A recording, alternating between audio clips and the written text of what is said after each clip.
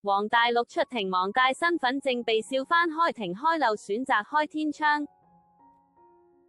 新北地院18日開庭審理閃兵案，傳喚企圖以360萬元閃兵的藝人黃大陸。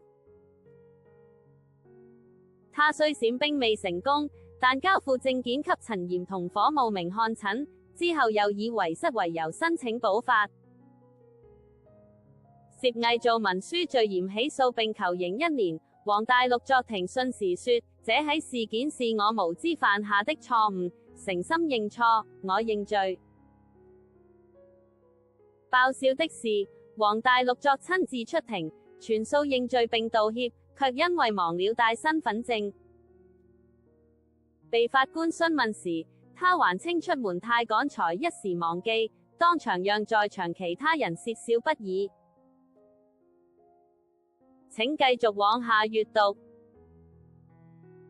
黃大陸突發烏龍意外，瞬間在網路引起熱議。網友噴笑我快瘋掉 XD， 他到底有多天兵？這麼有趣的靈魂真適合當藝人。最爆笑的是，還有人直言，在開庭跟開漏之間，黃大陸選擇了開天窗。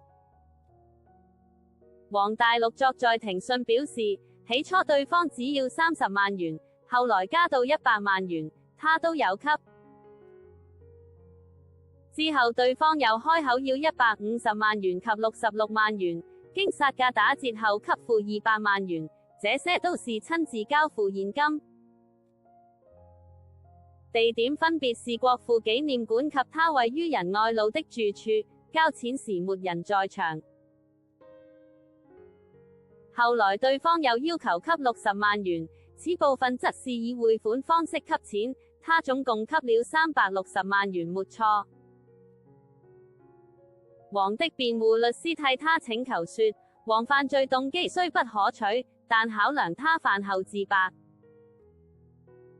現已服役9個月，服役期間表現良好，之所以補辦證件則是因準備當兵又找不到陳炎，飯後也自白態度良好，